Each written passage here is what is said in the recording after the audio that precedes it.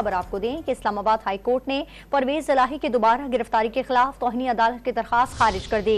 Justice Tariq Mahmood Jahangiri ने remarks दिए कि इस अदालत का ऐसा कोई हुक्म नहीं कि परवेज इलाही को किसी और केस में भी गिरफ्तार नहीं किया जा सकता। मजीद जान लेते हैं डॉन न्यूज़ के नुमाइंदे उमर बर्नी से। उमर बर्नी, अब तक क्या पेशरफ सामने आई है, अपडेट कीजिएगा। जी बिल्कुल, इस्लामाबाद हाई कोर्ट के जस्टिस तारिक महमूद जहांगीरी ने साबिक वजीर आला पंजाब परवेज इलाही को की दोबारा गिरफ्तारी पर दायर तौहीन अदालत की दरख्वास्त पर समाअत की। दरख्वास्त गुजार वकील सरदार अब्दुल राज़िक खान अदालत में पेश हुए।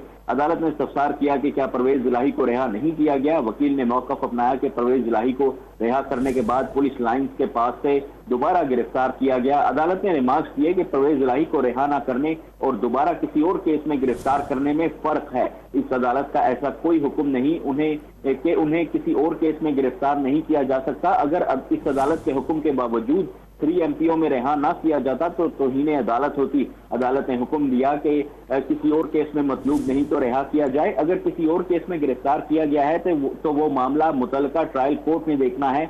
परवेज इलाही का मुतलका अदालत ने रिमांड भी दे दिया है। जस्टिस तारिक महमूद जहांगीरी ने रिमार्क्स दिए कि जब उन्हें रिहा कर दिया गया तो हमारे ऑर्डर की खिलाफ वर्जी कैसे हुई। अगर परवेज इलाही को रिहा ना करते तो अदालत सख्त एक्शन लेती। अदालत ने परवेज इलाही की जानिब से दायर तौहीन अदालत की दरख्वास्त नाकाबिल समाअत करार देकर खारिज कर दी है। जी बहुत शुक्रिया आपका उमर मेहताब बर्नी।